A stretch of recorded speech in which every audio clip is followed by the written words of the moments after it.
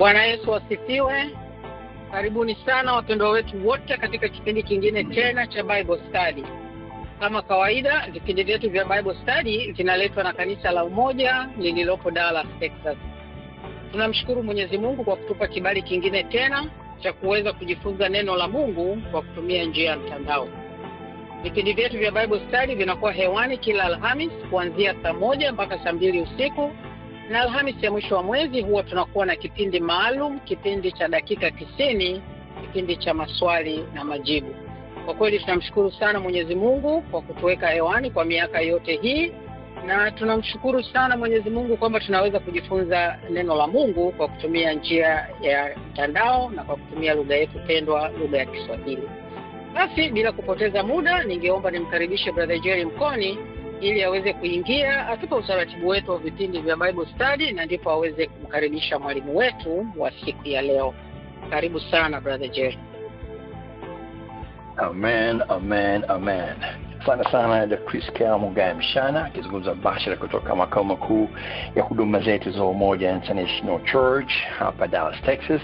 Na karibu wewe ambao umeweza kuingia kwa wakati. Kalenda yako Marekani ikisema ni Oktoba 9, walipo nyumbani siku imeshasogea kwa Oktoba 10. Nikiendelea katika hilo, ni siku ya 282 kwa mwaka huu kati ya zile 365 wiki 41 kati ya 52 za mwaka huu. Utaona jinsi gani mwaka unakimbia. Kwa ambao wanazungumza kwa lugha nyingine wanasema tuko katika kota ya mwisho ya mwaka. Na kwa siku ile basi tunamshukuru sana Mungu. Tumepata somo jipya, na mwalimu huyu ni mara ya kwanza kabisa kuwa naye katika huduma zote za aina yoyote za Umoja Church. Specifically basi atakuwa katika huduma yetu ya siku leo ya prayer line. Somo ambalo tutakwenda nalo kwa majuma matatu, Alhamisi kwa Alhamisi. Title ile ni heshima na maadili katika familia. Tarudia pale, heshima na maadili katika familia, na tutakuwa naye mtumishi wa Mungu Reverend Dr. Enoch Mliuka kutoka Dar es Salaam, Tanzania. Kabla sijamkaribisha, basi kumbuka nafasi yako nyingine ya kuwashemasi. Tafadhali kumbuka kuwakaribisha wengine, aidha kwa kuwaforward ya flyer ama chochote kile kilichokumbusha wewe, ukiwataarifu kwamba kipindi chako cha Bible Study cha kanisa moja kwa lugha ya Kiswahili kipo hewani. Naam.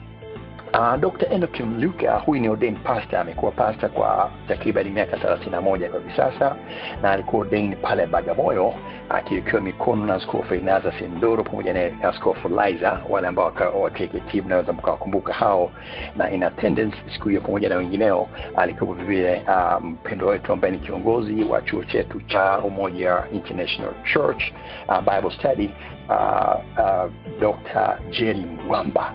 Miaka hiyo iliyopita yupo katika ndoa katika miaka 34 kwa hivi sasa, akiwa amefunga na amefungamana na dada yetu anaitwa Juliet, wakiwa wamekabidhiwa watoto wawili, mmoja akiitwa Emmanuel na mwingine akiitwa Mary Stella. Emmanuel kwa sasa tayari ameshaingia katika ndoa na wanaendeleza agano wakiwa na watoto wawili. Ni kitu cha kumshukuru Mungu.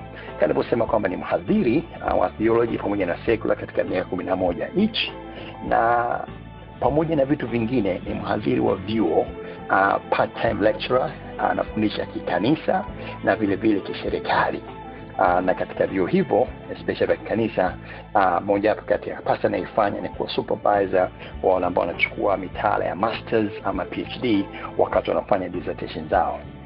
Ni founder wa ministry kama mbili, moja hapo kitu Tanzania Marriage and Child Care Foundation na nyingine kitu Tanzania Marriage and Family Academy. Pamoja na kwamba inavyosema ni pastor, lakini vivyo ni trainer, ni mentor, ni counselor, na vivyo ni mwandishi wa vitabu. Ameshaandika vitabu takriban 13 kwa hivi sasa, na kalivyokuambia kwamba alikuwa mwadhiri moja hapo kati ya vyuo ambavyo anatumika kufundisha vyuo vingi kweli kwa hivi sasa. Kimoja hapo basi tunamshukuru Mungu kwamba kile cha kwetu cha Umoja Church Bible Study anakifundisha vile. Kuna baadhi ya wanafunzi walikuwa wanazungumza kule, nimemsikia dada Jessica akisema kwamba leo nimewahi kuna mwalimu wangu. Basi nimebahatika sana kuwa naye. Somo la kufundisha kanaposema ni heshima na maadili katika familia. Basi nichukue nafasi hii kwa mara ya kwanza kabisa kwa heshima kubwa kukaribisha Reverend Dr. Enoch Mliuka katika kipindi hiki cha Umoja Church Bible Study. tulipozungumza hapo hapo hewani kwa kama lisali moja, 45 zikiwa ni za kwako, tutakuwa nafasi ya maswali na majibu. Basi nitakukaribisha, utaanza kutufungulia kwa sala ya jioni, na ndio utaingia moja kwa moja katika kipindi chako hiki. Ikiwa ni nyumbani kule saa 9 alfajiri, tumshukuru sana Mungu kwamba uliweza kuamka kwa wakati na kuweza kuwa tayari kabisa kuwa pamoja nasi. Reverend Dr. Enoch Mliuka, karibu sana. Asante sana na nashukuru sana kuwa sehemu ya zizi hili, na Mungu awabariki sana, na wasalimu nyote katika jina la Yesu Kristo aliye hai. Amen, amen, amen. Bwana Yesu, katika miaka 3 ulioishi duniani, hukuacha kufundisha wanafunzi na wafuasi wako. Ulifundisha nao walikusikiliza. Ukaondoka duniani, ukamtuma Roho Mtakatifu atufundishe na kutukumbusha yote yatupasayo. Tupo hapa kujifunza kutoka kwako. Roho Mtakatifu, tukumbushe, tufundishe kuyatenda mapenzi yako. Tunajikabidhi mikononi mwako, Mungu Baba, Mwana na Roho Mtakatifu. Amen. Amen. Amen. Sauti yangu inasikika vizuri? Yep, so far nasikika vizuri mtumishi. Kama ilivyokwisha kutamkwa, mada yetu ya leo na kwa majuma haya 3 inasema au imebeba kichwa kisemacho heshima na maadili katika familia. Na mada hii inaongozwa na somo au neno la Mungu kutoka kitabu cha Mwanzo sura ya 18 mstari ule wa 19. Na maneno ya Mungu mtakatifu yanasema, kwa maana nimemchagua yeye ili awaongoze watoto wake na jamaa yake kushika njia ya Bwana, kuwa waadilifu na wenye kutenda haki, ili Bwana atimize ahadi yake kwa Ibrahim. Katika mada yetu hii, ninaomba ninapoanza nitoe kwanza picha ya mambo ambayo yatakuwa covered katika mada hii. Kwanza nitaanza na utangulizi, alafu pia nitatoa ufafanuzi wa somo hili la Mwanzo 18 mstari wa 19 na kuangalia implication yake katika maisha yetu ya sasa. Alafu pili tazungumza maana ya maneno heshima, maadili na familia. Alafu tutaangalia nguzo zinazojenga heshima na maadili ya familia. Alafu tutajadiliana pia kuhusu mambo yanayochangia kuporomoka kwa heshima na maadili katika familia, katika jamii ya leo. Na mwisho, nini kifanyike? Hapo tutaangalia wajibu wa jamii na jukumu la kifamilia na kuhitimisha. Huo ndio mtiririko wa mada hii utakavyokwenda. Leo ninajikita zaidi kwenye sehemu ya kwanza ya utangulizi na ufafanuzi wa somo hili la Mwanzo 18 mstari ule wa 19. Hiyo ndio business yetu ya leo. Wapendwa watu wa Mungu, kama mnavyofahamu, tunaishi katika jamii na ulimwengu unaobadilika kwa kasi. Maendeleo ya teknolojia, utandawazi na mabadiliko ya mfumo wa maisha yameleta mabadiliko katika uhusiano wa kifamilia. Katika jamii nyingi za jadi Afrika, heshima na maadili vilikuwa nguzo kuu za maisha. Mfumo wa kijamii ulijengwa katika misingi imara sana. Kama mnavyofahamu, kulikuwa na heshima ya kipekee kwa wazee, wazazi, viongozi na mtu yeyote aliyekuzidi umri. Mambo haya yamepungua sana katika jamii ya leo, au yanazidi kuporomoka kwa kasi. Usishangae ukawa kwenye usafiri wa umma ukakuta kijana mdogo amekaa na mzee mkongwe amesimama, na wala kijana haoni umuhimu wa kumpisha mzee akae. Maadili ya kingono yalikuwa madhubuti sana. Vijana walifundishwa staha, nidhamu, uvumilivu, na uhusiano wa kimwili ulikuwa unaheshimika sana na kufanyika tu baada ya ndoa. Utaratibu wa uchumba, posa na ndoa uliheshimiwa sana. Mambo haya siku hizi yameanza kupoteza nguvu yake, na matokeo yake tunashuhudia ndoa za mwendo wa 5G au Voda Faster. Vijana wanakutana juu kwa juu na kuchukuana juu kwa juu. Si vijana wote, lakini vijana wengi. Wanakutana Facebook, wanakutana Instagram, wanakutana kwenye WhatsApp na maeneo mengine ya kazi na vyuo. Hawafahamiani vizuri, na kila mmoja hafahamu familia ya mwenzake vizuri anayotoka.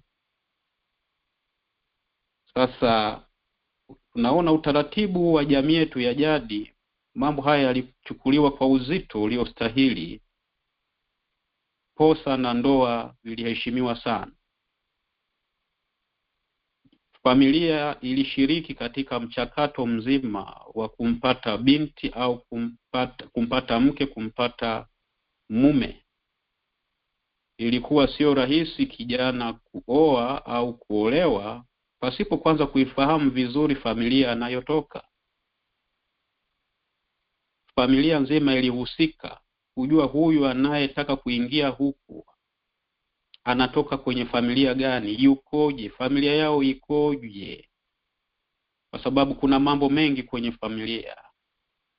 Kwa familia ilijihusisha katika process, katika mchakato. Lakini sasa hivi vijana wengi, kama nilivyosema, ni wa mwendo wa 5G. Wengi wao wanakuja kushirikisha wazazi wao maamuzi waliokwisha kuyafanya, na kuwataka wazazi wao au ndugu zao waanze vikao. Na wazazi wanabaki na maswali, hivi kwani mlifahamiana lini? Kwani huyu anatoka wapi? Kwa hiyo kuna maswali mengi.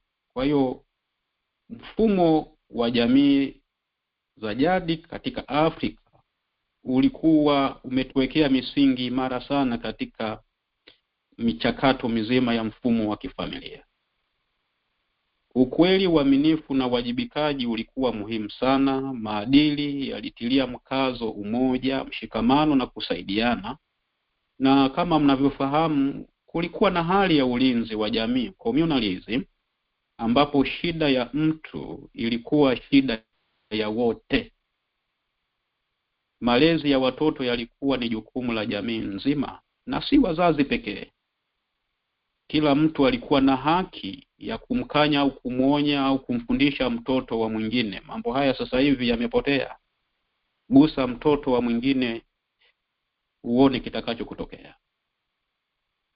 Sasa leo hii, kutokana na utandawazi, mabadiliko ya teknolojia na mfumo wa maisha, elimu na mifumo ya kiuchumi, umetokea mabadiliko makubwa katika uelewa na utekelezaji wa heshima na maadili.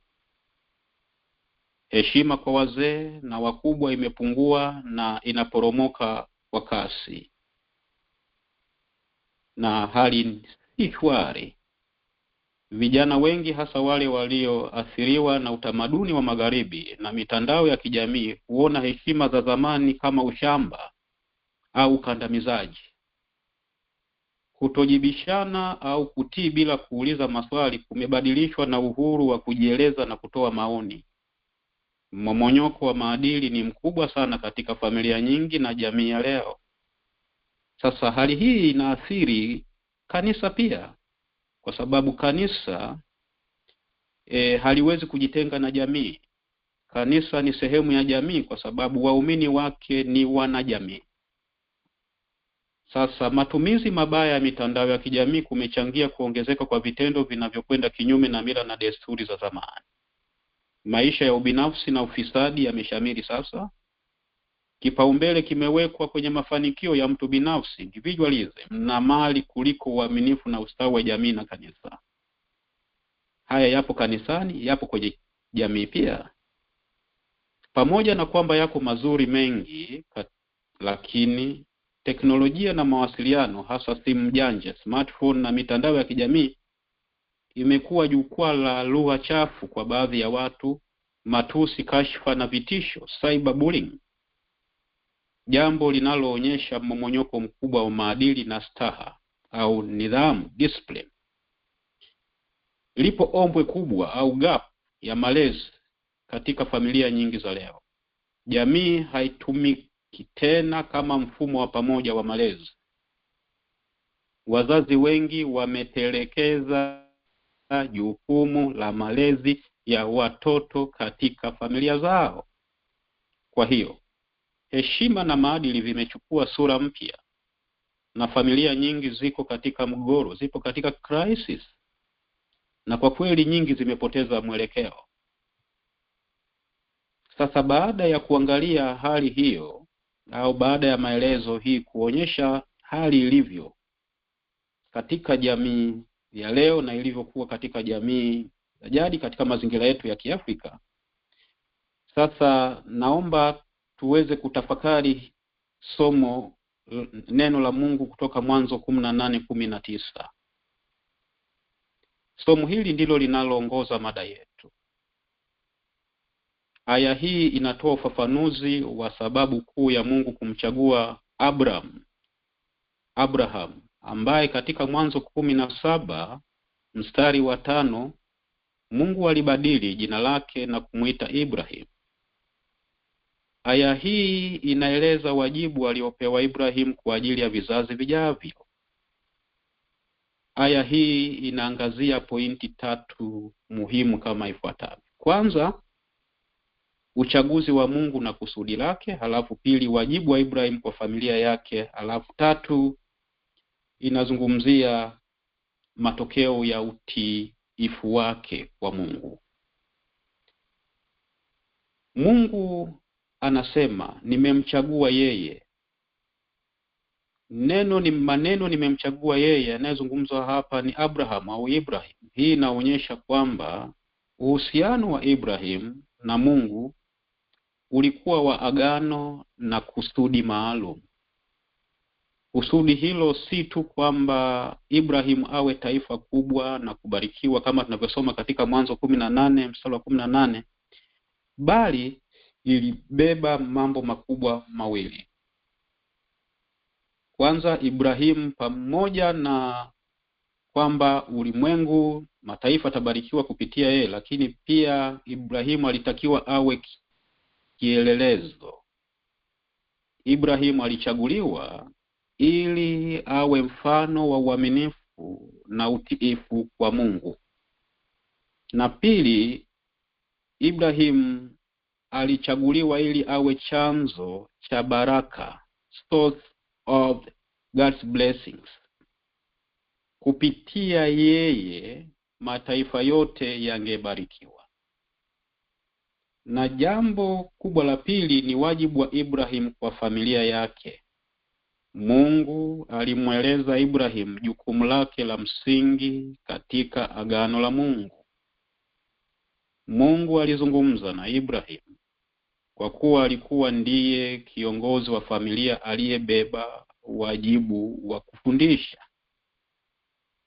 Katika utamaduni na mfumo wa Agano la Kale, mkuu wa familia, yaani mume au baba, ndiye aliyekuwa anawajibika moja kwa moja kwa Mungu na ndiye aliyepokea maelekezo ya msingi ya kiroho kwa niaba ya familia au nyumba nzima. Mungu alimchagua Ibrahim si tu kwa ajili ya baraka zake binafsi, bali pia kwa ajili ya uzao wake. Mungu alitarajia Ibrahim atimize wajibu wa kifamilia na kiroho kwa ukamilifu. Kwa namna gani? Kwa mambo yafuatayo. Kwanza, kwa kuongoza na kufundisha.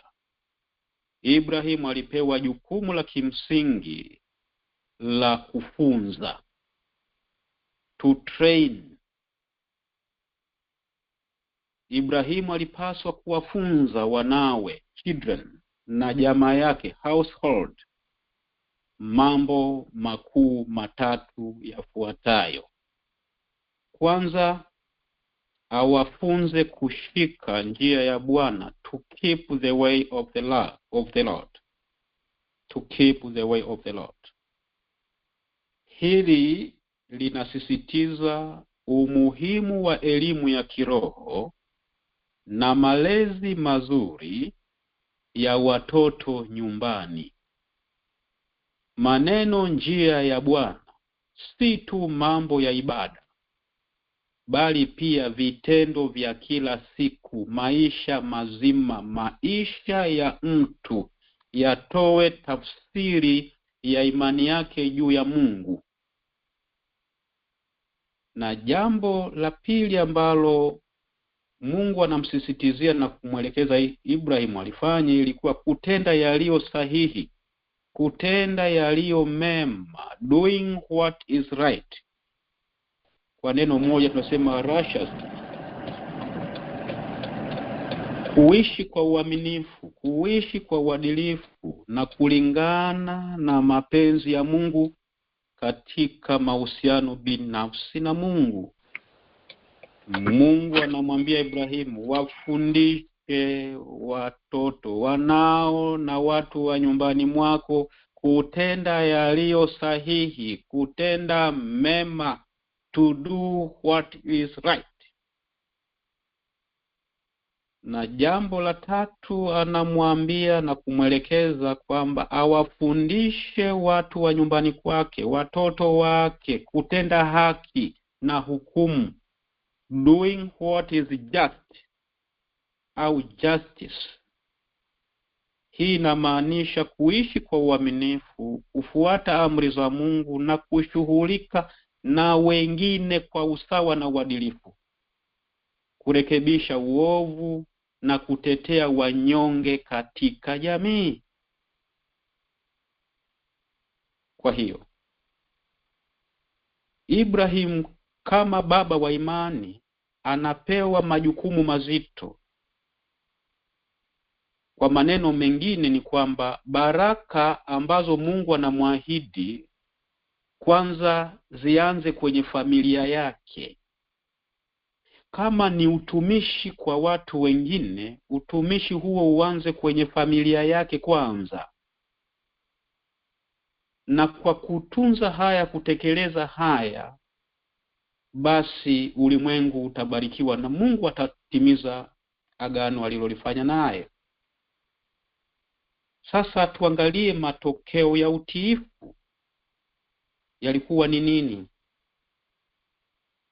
Lengo la wajibu huu ambao Mungu anampa Ibrahim ni ili Bwana atimize ahadi zake kwa Ibrahim. Hii inaonyesha nini? Hii inaonyesha kwamba ahadi na utiifu huenda pamoja. Ingawa ahadi za Mungu kama vile nchi na uzao ni za neema, lakini utimilifu wake kwa vizazi vya Ibrahim ulihusishwa na mwitikio wake wa utiifu. Kwa hiyo kuna ahadi, lakini kuna kutii.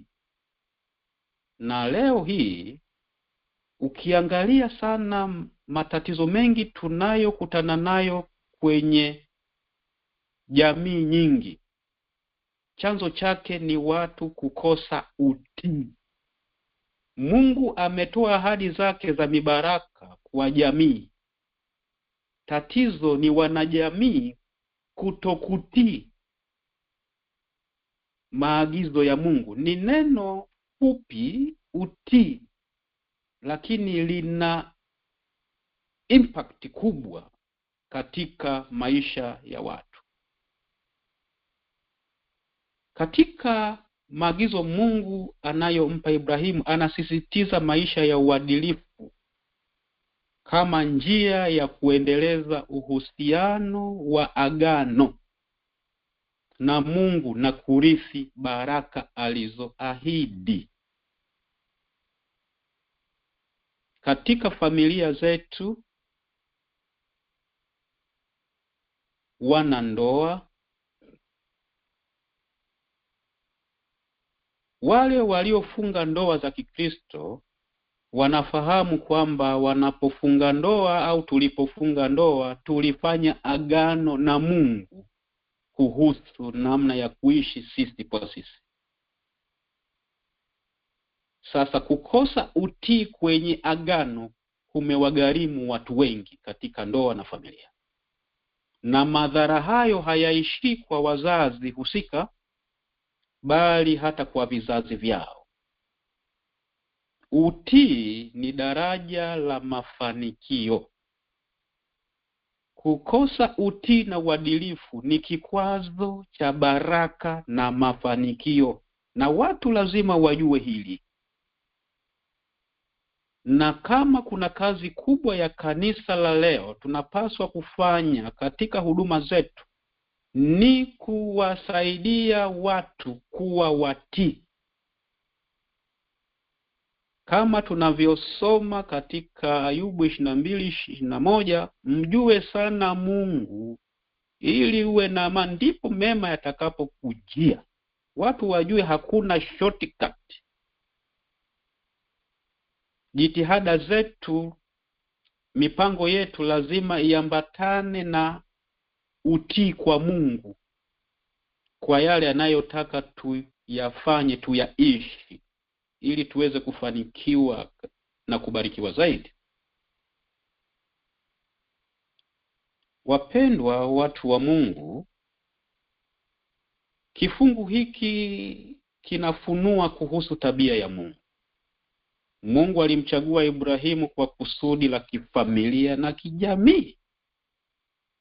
Mungu anadhihirisha tabia yake ya kujali kuhusu maisha ya vizazi vijavyo.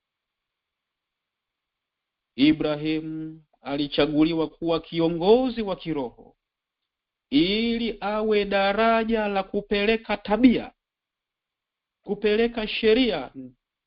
Sheria wakati ule ilikuwa ni neno la Mungu, na kwa leo tungesema neno la Mungu.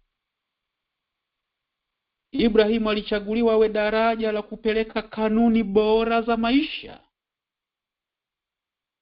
Ibrahimu alichaguliwa awe daraja la uadilifu wa Mungu kwa vizazi vyote. Mungu alimchagua kuhakikisha ibada safi na mwenendo wa haki unadumu katika familia yake na jamii. Sasa somo hili lina umuhimu gani katika familia za leo? Somo hili linatoa kanuni muhimu na zisizopitwa na wakati kwa ajili ya familia za kisasa, na kuifanya familia kuwa msingi wa malezi ya kiroho na maadili. Umuhimu wa somo hili kwanza tunauona katika jukumu la wazazi kama walimu wakuu. Wewe ni mzazi, mimi ni mzazi. Somo hili linatukumbusha jukumu letu la kuwa walimu wakuu katika familia zetu. Kwanza, uongozi wa kiroho. Somo linasisitiza kwamba jukumu la msingi la wazazi si tu kutoa mahitaji ya kimwili, sio kuprovide tu, bali pia kuwa walimu wakuu wa kiroho wa watoto. Malezi. Unajua kuna tofauti ya kutunza na kulea.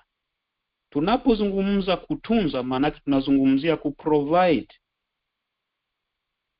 elimu, chakula, malazi, matibabu na kadhalika, mahitaji ya kimwili.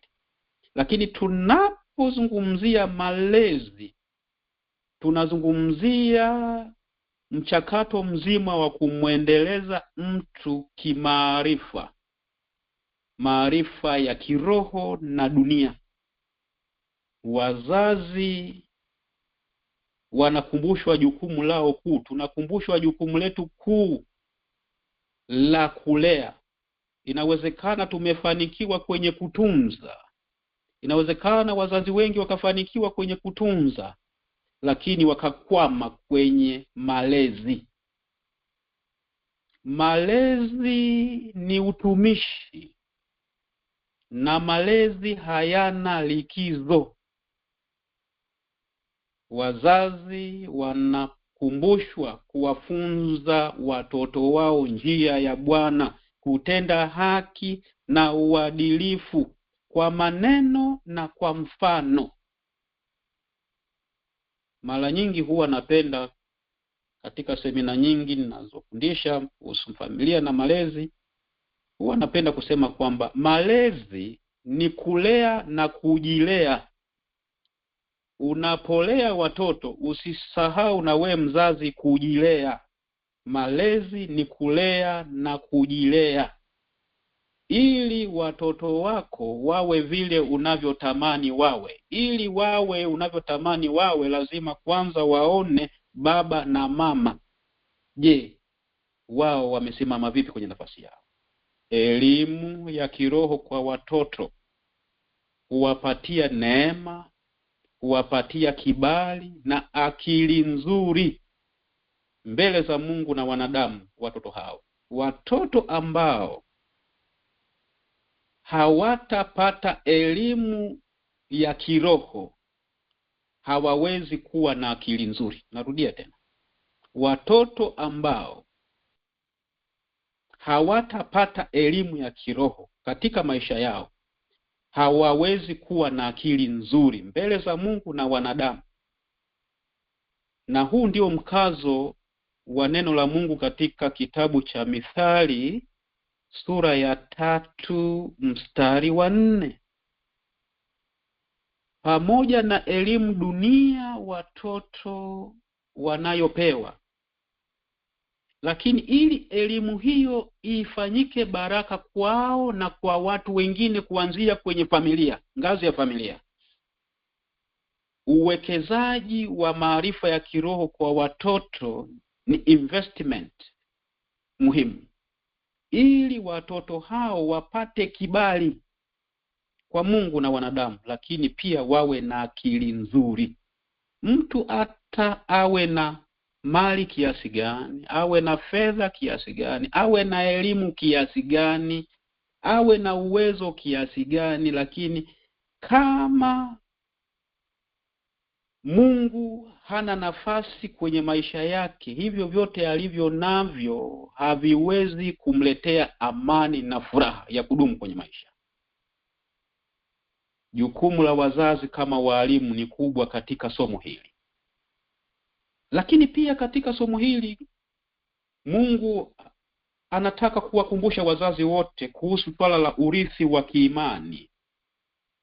Familia ni mahali pa kurithisha imani. Narudia tena.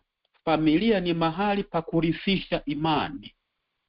Ahadi za Mungu zinategemea kiasi cha wazazi kuweka bidii katika malezi haya ya kiroho. Vinginevyo tutakuwa na watoto lakini hawatakuwa baraka kwetu na kwa watu wengine. Wanakuwa mzigo au maumivu. Katika somo hili tunakumbushwa kuzingatia swala zima la haki na uadilifu. Somo linatukumbusha kuishi kwa uadilifu ni nguzo ya maisha ya imani. Mstari huu hauongelei tu dini ya nadharia, bali unazungumzia maisha yenye vitendo vya haki, vitendo vya uadilifu. Na ndio maana neno la Mungu linasema imani pasipo matendo imekufa. Sisi ni wa Kristo, lakini watu wanamuona Kristo ndani yetu kwa matendo yetu, kwa kauli zetu. Wanaona nini? Wanamuona Kristo kupitia matendo yetu. Je, vitendo vya haki vipo ndani ya kanisa? Wakristo wanatendeana haki? Wakristo ni waadilifu? Kama Wakristo wangekuwa waadilifu, kwa nini uovu unazidi kuongezeka? Wako waliopewa dhamana kubwa ndani ya kanisa na nje ya kanisa katika mihimili mbalimbali. Nani Wakristo? Wanatambulika vipi? Wana mchango gani katika kusimamia haki na kutenda haki? Kwa familia za leo hii, kuishi kwa uadilifu inamaanisha pia kulea watoto ambao wanatenda mema, wanaheshimu sheria, wanaheshimu neno la Mungu, wanatendea wengine kwa upendo na usawa, na wanajali mahitaji ya jamii. Uwekezaji huu unapaswa kufanyika katika umri wa miaka 0 mpaka 14. Mzazi asipofanya uwekezaji huu katika umri wa 0 mpaka miaka 14, amempoteza huyo mtoto. Katika umri huu ndio umri wa kutengeneza kizazi bora, kutengeneza watu bora. Ni umri wa 0 mpaka 14 ambao pia umegawanyika hapo katikati. Na watu lazima wafahamu malezi ya mtoto yanaanza tangu mimba kutungwa na sio baada ya mtoto kuzaliwa. Baada ya hapo, kama uwekezaji huu haujafanyika vizuri katika umri huu, wazazi wengi watajikuta wanashughulika na repair. Wahenga wanasema samaki mkunje angali mbichi. Na Frederick Douglass, mtumishi mmoja na mwandishi mmoja wa maandiko mbalimbali, alisema haya, na nukuu maneno yake ya Kiingereza. Alisema, "It is easier to build strong children than to repair broken adults." It is easier to build strong children than to repair broken adults. Samaki mkunje angali mbichi. 0 to 14. Mtoto ambaye hakujengwa hapo, baada ya hapo tutakuwa tunashughulika na repair. Mfumo wa maadili. Tunakumbushwa katika somo hili kwamba familia lazima iwe mahali ambapo tabia njema huimarishwa na maadili ya kimungu kupandikizwa, ili watoto wanapokuwa wawe raia wema, wawe waumini wa bora, wa Kristo bora na waadilifu mbele za Mungu na watu. Lakini katika somo hili tunakumbushwa nafasi zetu kama wazazi kwa vizazi vijavyo. somo linaonyesha kwamba matendo ya mzazi mmoja yanakuwa na athari kubwa, si tu kwa mtoto mmoja bali kwa vizazi vinavyofuata. Na ndio maana sasa hivi wako vijana leo wana experience hardship, wana experience matatizo kwa sababu ya makosa ya wazazi wao walioyafanya huko nyuma. Kwa sababu hapa kuna kitu kinaitwa spirit. Kama familia ilikuwa ya migogoro, kama familia hiyo wazazi walioana alafu wakaachana, na kama Yesu hakuingilia kati, hiyo spirit ya kuachana, hiyo roho ya kuachana itaendelea vizazi hadi vizazi. Ataoa, ataacha, ataolewa, ataachika. Athari za muda mrefu. Somo linaonyesha kwamba matendo ya mzazi mmoja yanakuwa na athari kubwa, si tu kwa mtoto mmoja bali kwa vizazi vinavyofuata. Kwa hiyo baba au mama asiposimama kwenye nafasi yake vizuri, anatengeneza maumivu kwa familia yake, kwa kizazi hiki cha leo na cha kesho na kesho kutwa. Uaminifu wa Ibrahim uliathiri historia nzima ya watu wa Mungu. Familia za leo zinakumbushwa kuwa malezi yao leo yataathiri jinsi ulimwengu utakavyokuwa kesho. Malezi yetu leo yanaathiri ulimwengu utakavyokuwa kesho, familia itakavyokuwa kesho. Ndio maana neno la Mungu katika Mithali 20:7 linasema, mwenye haki aendaye katika unyofu wake, watoto wake watabarikiwa baada yake. Nafasi yako ni ipi? Nafasi yangu ni ipi katika kujenga familia yenye heshima na maadili? Ni ipi? Somo linatukumbusha hapa nafasi zetu. Lakini pia tunakumbushwa kwamba familia ni msingi wa jamii. Familia ni msingi wa jamii. Msingi wa jamii. Kwa kuwa Mungu anatazamia familia kama chombo cha kulea taifa lenye haki, inamaanisha kwamba familia yenye msingi imara ndiyo msingi wa jamii yenye haki na amani. Na ndio msingi wa Mwanzo 18:18. Narudia tena. Kwa kuwa Mungu anatazamia familia kuwa chombo cha kulea taifa lenye haki, inamaanisha kwamba familia yenye msingi imara ndiyo msingi wa jamii, ndiyo msingi wa kanisa lenye haki na amani. Vinginevyo tutakuwa tunashughulika na dalili za ugonjwa, tukaacha root cause au source of the problem. Nirudie kusema, wewe ni baba, wewe ni mama, sisi ni wanafamilia. Tufahamu kwamba familia ni msingi wa jamii. Na Mungu anatazamia familia iwe chombo cha kulea kanisa lenye haki, jamii yenye haki, taifa lenye haki. Tunapoona vitendo vya ukatili katika jamii, tunaposikia habari za watu kuumizana, kuuana, kupotezana katika jamii, ni matokeo ya malezi ambayo hayakujenga utu ndani ya watu. Na Mungu hayuko ndani ya watu, Kristo hayuko ndani ya watu. Na matokeo yake sasa tunaishi kwenye jamii ya hofu, very chaotic. Kuna mahali tunapaswa kurudi. Tuna mahali tumekosea. Na Mungu atusaidie namna kutoka hapo. Leo nimejenga msingi wa sehemu ya pili ya mada yetu na sehemu ya tatu. Kwa kuwa ni utangulizi tu, sitegemei maswali mengi kwa sababu bado ndo tunaanza. Maswali mengi ya nini tunapoanza?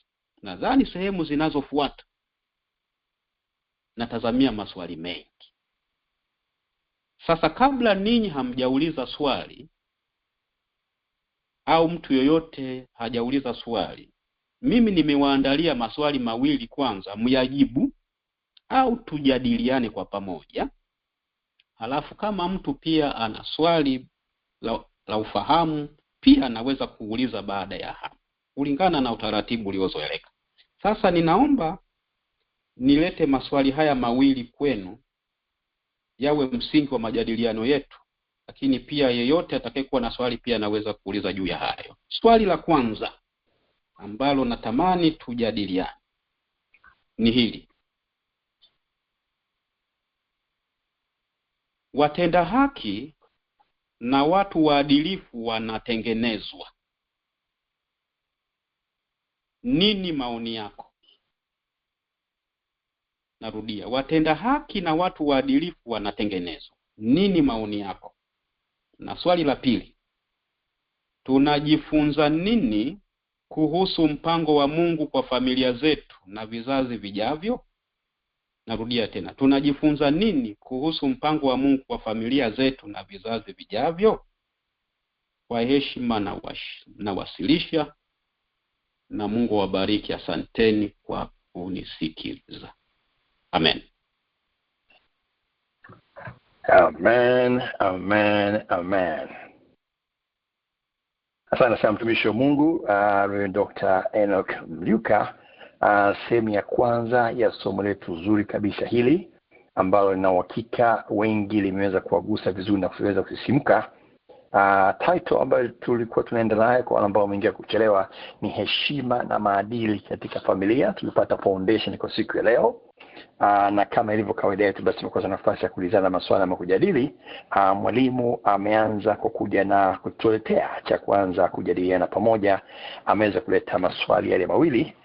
Anza na ile la kwanza, kama niweza kumnukuu vizuri, alizungumza ama aliuliza kwamba watenda haki na watu waadilifu wametengenezwa. Kama nimekusoma vizuri hapo mtumishi, naomba uniweke sawa. Watenda haki na watu waadilifu. Watenda haki na watu waadilifu wanatengenezwa. Ni sentensi bila swali. Okay. Watenda haki na watu waadilifu wanatengenezwa. Nini maoni yako? Sawa. Amen. Ndio la pili, kwa sababu tutajifunza nini kuhusu mpango wa Mungu katika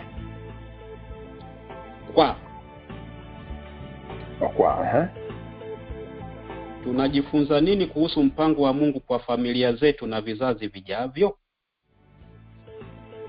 Amen.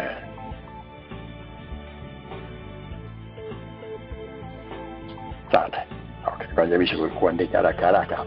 So, la kwanza ni statement, ya pili kuna swali, na hilo swali mbele ni muda mzuri wa kuweza kuchangia. Watenda haki na watu waadilifu wametengenezwa. Nini maoni yako? Tuanze na hilo kwanza.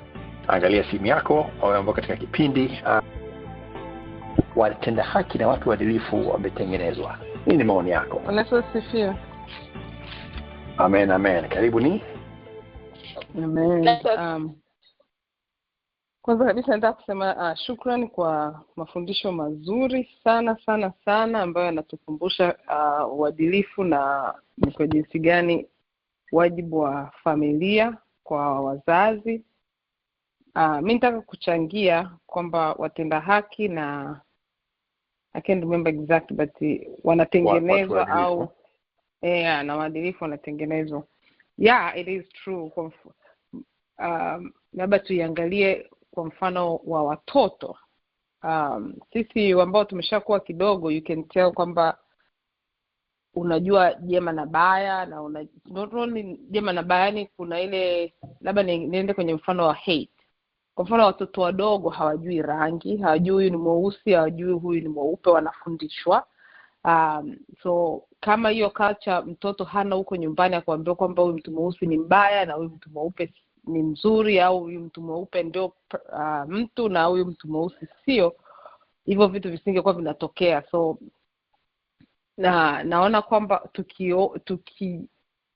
tukiwalea watoto kama walivyo, yani tukiconcentrate kwenye kuwalea watoto kama mtumishi wa Mungu alivyosema kwamba uzazi wa malezi ya mtoto unaanzia at 0, meaning ukiwa pregnant you pray for your child akiwa ndani ya tumbo, na akishatoka you pray na kumfundisha maadili na kuwa wewe ndo mwalimu wa kwanza. Pamoja kwamba atakuwa anaenda shule, anaenda kanisani, lakini anapata yale maadilifu ya kwanza kutoka kwako. Kwa hiyo kama kweli unaweza ukamjenga katika foundation ya kutokuwa na chuki, ya kuona kila mtu ni mtu, hata akienda huko nje tayari anakuwa na yeye ameshatengenezwa, pamoja kwamba society nayo ina pati yake. Kwa hiyo ndio maana unakuta wenye tabia nzuri ni wametengenezwa. Mtu just doesn't learn kabisa, kwa sababu ukiwa isolated utashindwa kuact kwenye society. So kabisa uadilifu na utu wema na matendo mema kabisa, mimi nakubaliana nao kwamba wanatengenezwa, unakuwa supported.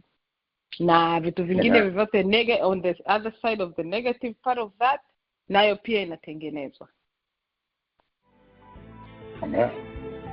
Sana kwa kutuanzia mdahalo. Sasa hivi katika mdahalo nitaka kuweka kama mfano kidogo. Mimi I used to put headphones. I've used to put headphones on my stomach when I was pregnant. Na mtoto alipokuja kuzaliwa, ile muziki ambayo nilikuwa namwekea ya dini na nini, anashtuka na kuwa alert kwamba kind of like I've heard this before. So hivi vitu ni kweli kabisa, malezi yanaanzia katika 0 mtoto akiwa tumboni. Amen. Sana. Kwa changizo la kwanza, karibu changizo la pili. Bonyeza alama nyota namba 6, utatoka katika message la kwanza kwa walipo, utakupa kama dakika 2 mpaka 3. Karibu. Tupo katika mdahalo. Amen. Nimekusikia dada Sofia, ongeza sauti kidogo. Amen. Kama ukisikia hapo unanisikia? Ni kama vile unaongea huku umeficha microphone yako. Unasikika na kuona katika mtandao hapa, lakini sauti yako haitoki vizuri. Amina kajia, nimetoa bluetooth ndio vizuri. Amen. Kina watu waadilifu umetengenezwa. Nini maoni yako? Mi kwanza namshukuru mwalimu. Mwalimu ameanza na foundation vizuri sana. Asante sana kwa mwalimu mzuri tena. Lakini mimi nilikuwa napenda kwanza tujue haki ni nini na uadilifu ni nini, ili tuweze kuichambua hii hoja ya mwalimu vizuri sana. Amen. Asante sana. Mchangiaji wa pili anataka kujua haki ni kitu gani, uadilifu kitu gani, ili aweze kuwa katika nafasi ya kulichangia. Nikaribisha mtu mwingine, inawezekana unafahamu haki ni kitu gani, uadilifu kitu gani. Karibu. Ama yupo ambaye atamsaidia dada Sofia kumwambia haki ni nini na uadilifu ni kitu gani. Angalia simu yako, alama nyota namba 6 itakutoa katika mute. Karibu tuchangamkie muda.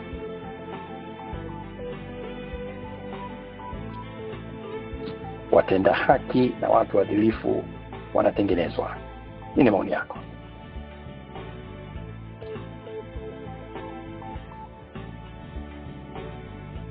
Kuna line kama 2 zilimulika zikaondoka. Kumbuka ili uweze kusikika utabonyeza alama nyota namba 6 mara moja tu, *6. Ukibonyeza mara pili inakurudisha tena kwenye mute. Kwa kama unazungumza na sije kwa acknowledge, hiyo ndio sababu. Alama ya nyota namba 6 ni *6. Watenda haki na watu waadilifu wanatengenezwa. Nini maoni yako? Na kwa sababu ya muda nita-entertain na ile sehemu ya pili. Alisema tunajifunza nini kuhusu mpango wa Mungu katika familia zetu na vizazi vijavyo.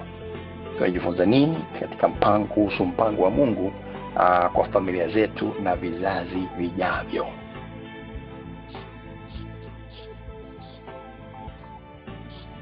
Tuchangamkie muda hapo. Na line zaidi ya 60 zikiwa zinasikiliza kwa makini. Again, kama unazungumza na si ya acknowledge, inamaanisha kwamba upo katika mute. Utabonyeza alama ya nyota namba 6 ni *6 mara moja, utakuwa hewani. Karibu.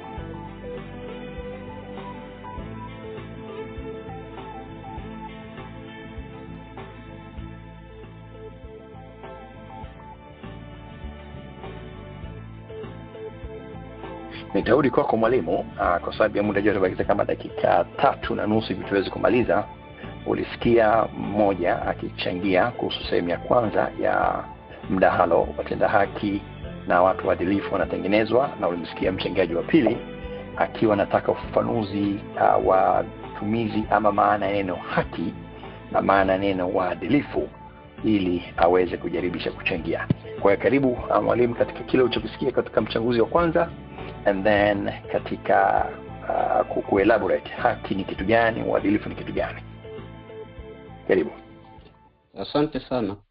Kwanza nianze kwa kusema kwamba mada inaendelea na kipindi kijacho tutaangalia kwa kina maana maneno heshima, maadili, familia na mengine. Ila kwa muktadha huu nimeshasema katika maelezo yaliyopita kwamba hayo yote yanahusu mambo yafuatayo: kutenda yaliyo mema, kuishi kwa uaminifu kulingana na mapenzi ya Mungu, na kushughulika na wengine kwa usawa, kurekebisha uovu, kutetea wanyonge katika jamii, kuepuka vitendo vya upendeleo na dhuluma, uaminifu. Na vyote hivyo vimejengwa katika msingi kulingana na mapenzi ya Mungu. Neno la Mungu ni mwongozo wa maisha yetu. Tunahubiriwa na kufundishwa mambo mengi ya kutusaidia haya yote yatupasayo kufanya. Amen. Asante sana katika hilo. Na kama mlivyosema kwamba tutaendelea tena kipindi kijacho, ni dakika 1.5 imebakia. Labda nirudi pale Florida. Unaweza sasa kuchangia ama tusubiri kipindi kinachokuja? Dada Sofia. Kubariki sana kwa maelezo ya mwalimu. Hapo unanisikia? Amen. Basi kwa maelezo haya ya mwalimu ya maana ya haki na uadilifu ni kwamba mimi naweza nikasema wanaweza wakatengenezwa au wakazaliwa nao. Yaani mtu akazaliwa na hiyo spirit ya kutenda haki na uadilifu, lakini katika mchakato wa kuishi akatengenezwa. Yaani ikaongezewa, akapata maarifa ya kutembea katika hiyo haki, kusimama na haki, kuongea haki, kuhukumu kwa haki, kuwa mwadilifu. Lakini anaweza akazaliwa akiwa ni mtu ambaye anapenda kusimamia haki, kutetea haki au kutembea katika uadilifu wa jambo fulani ambayo yeye analiamini kwamba hili nisikienda vibaya litakuwa vile, lakini anapokutana na mafundisho anakuwa bora zaidi kwa sababu anaongezewa kile ambacho anacho. Kwa mtazamo wa mimi na kwa majibu ya mwalimu ambaye umetoa hapo. Amen. Asante sana. Asante sana Sofia. Basi kwa sababu ya muda naomba niweke nukta katika sehemu ya kwanza ya kipindi chetu hiki. Cha kwanza nimshukuru tena mtumishi wa Mungu Reverend Dr. Enoch Mlukia kutoka pale Tanzania kwa somo zuri kabisa hili ambao tumeanza nalo. Ukichungulia katika flyer yetu ile utakumbuka kwamba tuna vipindi vitatu. Kitakachofuata kitakuwa ni Oktoba 16 kwa huko Marekani, 17 nyumbani East Africa. Cha mwisho kitakuwa Oktoba 23 huko Marekani, 24 nyumbani East Africa. Tutaendelea pale kama kawaida. Baada ya kipindi tutatuma recording ya sehemu ya kwanza pamoja na notes ambazo tunazo, zitakuweka vizuri utakaposikia ile recording, na utakuwa tayari kabisa kuweza kushirikiana nasi katika sehemu ile ya pili wiki ijayo. Lakini kabla tujitawanyika kama kawaida, basi nitamkaribisha mchungaji kiongozi wa makanisa Umoja Reverend Dr. Absalom Nasua. Atatoa nasaha zake, atawakaribisha viongozi wa outreach kwa declaration yetu ya outreach ministry kwa mwezi huu wa 10. Atatuaisha kipindi kwa sala jioni, atarudi kwangu, tutawanyana. Reverend Dr. Nasua, karibu. Asante sana mtumishi wa Mungu. Kwanza nichukue nafasi hii kulishukuru dawati zima la Bible Study chini ya Priska Munga Mshana, wewe brother Jerry, Hilda Biabato, Jimmy Msemo na Alan Mfuru kwa kazi kubwa nzuri mnaoifanya ya kutuletea watumishi wa Mungu ambao wameiva kwenye topic wanazofundisha. Mungu awabariki sana. Amen, amen, amen. Jambo la pili, nichukue nafasi hii kumshukuru sana mtumishi wa Mungu Dr. Enoch Mliuka kwa jinsi ambavyo ameweka foundation nzuri ya kipindi hiki ambacho kina session 3 kwa watu ambao pengine ni wageni kwa Dr. Enoch Mliuka. Dr. Enoch Mliuka ni moja kati ya maprofesa wetu kwenye chuo cha UIBC na amekuwa baraka sana katika ufundishaji wake. Ni kati ya maprofesa ambao wana alama za juu sana katika kufundisha. Kwa hiyo nikushukuru sana Dr. Mliuka kwa kuweka foundation hii ya kwanza, na tutakwenda kuweka tofali kwenye kipindi cha pili na cha tatu. Mungu akubariki sana. Asante sana, utukufu kwa Bwana. Amen. Na nikutie moyo tu, Dr. Mliuka amefanya vitu vingi kwenye ufalme wa Mungu. Kwa hiyo jaribu kuangalia vitu gani ambavyo amefanya, vitabu alivyoviandika, na jaribu kuangalia jinsi gani ambavyo unaweza ukavipata, kwa sababu tunaamini kabisa ukipata resources kutoka kwa watu ambao wanafundisha neno la Mungu na wanaliapply katika maisha yao, tunaamini kabisa hautabaki ulivyo. Na Dr. Mliuka ni mtu ambaye anasisitiza sana kwenye swala la kujiongezea maarifa, na ndio sifa kubwa tunayo kwenye chuo chetu cha UIBC. Maprofesa wetu wote sasa tunao karibu 15, pengine 20 watakuwa nafika au wanakimbilia huko. Wote wana PhD, na PhD zao ni PhD ambazo zimekaa vizuri. Kwa nikutie moyo wewe ambaye pengine haujafikiria kujiunga na chuo cha UIBC, usikae nyuma. Uweze ukapata mahali unafundishwa kwa gharama ndogo na watu wenye weledi wa hali ya juu kama UIBC. Nimesoma hapa Marekani vyuo vya kiroho 4 mpaka sasa, nimemaliza vyuo 4 vya kiroho, lakini sijaona chuo kinachofundisha kama UIBC kwa watu wa kwetu. Nafundishwa na watu ambao wanajua mazingira ya huduma, wanajua nature watu wetu, wanajua kila kitu kinachohusiana na Waafrika. Na ningekutia moyo kwamba take advantage ya kujiunga na UIBC, ukutane na walimu, maprofesa, wasomi waliobobea kama Dr. Mliuka. Nirudi tena kukushukuru sana Dr. kwa kazi yako kubwa na nzuri uliyoifanya. Amen. Amen. Baada hapo sasa nirudi kwenye declaration yetu. Nimkaribishe kiongozi wa outreach atuongoze kwenye declaration kwa sekunde 30, alafu nitatoa baraka za mwisho, na baada hapo sasa nitarudisha kipindi kwa Brother Jerry kwa hatua zinazofuata. Karibu kiongozi wa outreach. Amen. Mungu akubariki sana Dr. Basi tutakwenda kwenye declaration yetu ya mwezi wa 10 ambayo tunasimama na neno la Mungu kutoka katika kitabu kile cha Isaya sura 32 mstari wa 18. Linasema, watu wangu watakaa katika makao ya amani, katika maskani salama na mazingira matulivu katika nchi ya Marekani. Watoto, tunakwenda kupinga mauaji ya silaha katika shule za Marekani, katika state yako, katika kaunti yako, mtaa wako, na hata kwa neighborhood wako. Pende mbele za Mungu. Baba, katika jina la Yesu Kristo wa Nazareti, mwana wa Mungu uliye hai, tunapinga, tunakataa kabisa mauaji ya silaha katika shule za Marekani katika jina la Yesu. Kwa jina la Yesu tunasambaratisha hayo mauaji, hayana nafasi, hayana uwezo. Tunadeclare katika ulimwengu wa roho, shule za Marekani zitakuwa mahali salama pa watoto kujifunza na kufundishia katika jina la Yesu Kristo, mfalme wa amani. Watoto wetu watakuwa salama, walimu watakuwa salama, wafanyakazi wengine wote watakuwa salama. Mungu, tunakushukuru, tunakuinua, tunaifunga hiyo roho, tunaiharibu hiyo roho ya mashambulizi ya silaha katika jina la Yesu Kristo wa Nazareti, mwana wa Mungu uliye hai. Tumeomba na kuamini. Amen, amen, amen. Amen, amen, amen.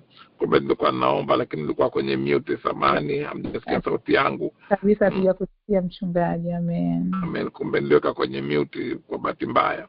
Amen, amen. Basi Mungu tunayemtumikia kwa nguvu, upendo na uaminifu, yeye ambaye ahadi zake ni kweli na amini siku zote zimepitiwa na kuhakikishwa, awalinde, awatunze na wafanikishe katika kila tendo jema, katika jina la Mungu Baba na Mwana na Roho Mtakatifu. Amen. Amen. Amen. Amen. Amen. Amen. Asante sana mtumishi wa Mungu, mchungaji kiongozi wa makanisa hayo moja, Reverend Dr. Absalom Nasua, kwa nasaha zako na vile kutoisha kipindi kwa sala ya jioni, na vile of kiongozi wetu outreach kwa tuongoza katika ile declaration yetu ya siku ya leo. Dawati tuchukua nafasi kuwashukuru wote kabisa ambao tumeweza kuwa pamoja mwanzo mpaka mwisho. Nitaanza nalo kupata nafasi ya kuchangia kwa siku ya leo, ni pamoja na Sofia. Nimeona baadhi ya watumishi wakiwepo katika line, naomba tuchukue nafasi ya kuwatambua. Unaweza kumsikia Reverend Dr. Absalom Nasua, umemsikia huyo.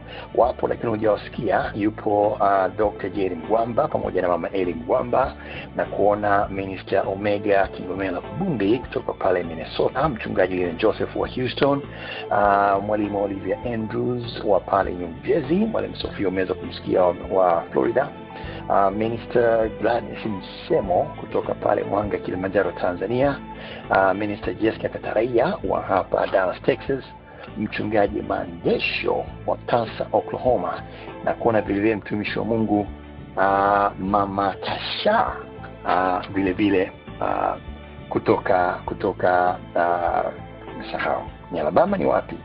Yes, Alabama. Asante sana. Vile vile nani mwingine hapa? Yes, nilikuwa napitia zile mada mbili ambazo mtumishi ameweza kuzileta. Tutaendelea nazo katika kipindi kile kijacho cha pili. Nitazitamka tena hapa kwa niaba ya waweze kukumbuka. Watenda haki na watu waadilifu wametengenezwa. Nini maoni yako? Na ile swali la pili pale, tunajifunza nini kuhusu mpango wa Mungu katika familia zetu na vizazi vijavyo? Naweza kumsikia mke wangu Nisa na kijadili katika hilo, na mtumishi wa Mungu mwalimu Sofia wakijaribisha kujadili wawili tu, lakini na ili kabisa kwamba wiki ijayo katika sehemu ya pili tutapata nafasi hiyo. Basi kwa niaba ya dawati zima hilo Umoja Church Bible Study, the Priska Mugamshana, the Hilda Biabato Kari, Brother Jimmy Msemo, Brother Alan Mfuru, na Ito Jerry Mkonyi, tuatikia wote amana Bwana. Na kumbuka basi kuisha kipindi hiki ni mwendelezo wa vipindi vingine vinavyojia kwa ishara makanisa ya Umoja. Prayer kwa hewani kama kawaida saa 12 asubuhi katika namba yetu ile ile ya prayer line. Kipindi hiki kitakuwa sehemu ya pili Oktoba 16 kwa ambao tuko kwa Marekani, Oktoba 17 wale kwa nyumbani South Africa. Na kumbuka basi kupitia na kusubscribe katika channel yetu ile ya YouTube inaitwa Umoja Church Bible Study. Umoja Church Bible Study, utakuta kipande hiki cha sehemu ya kwanza kwa siku leo kikiwa kiko uploaded pale katika YouTube. Unakuwa unapata recording. Unataka kuingia live ama mbashara, basi angalia katika ratiba zetu za vipindi ambazo tunazituma kila siku katika makundi yetu ya Umoja lile ambalo ulipo. Tunatakia wote amani Bwana, tukutane tena wiki ijayo. Amen. Amen, amen, amen.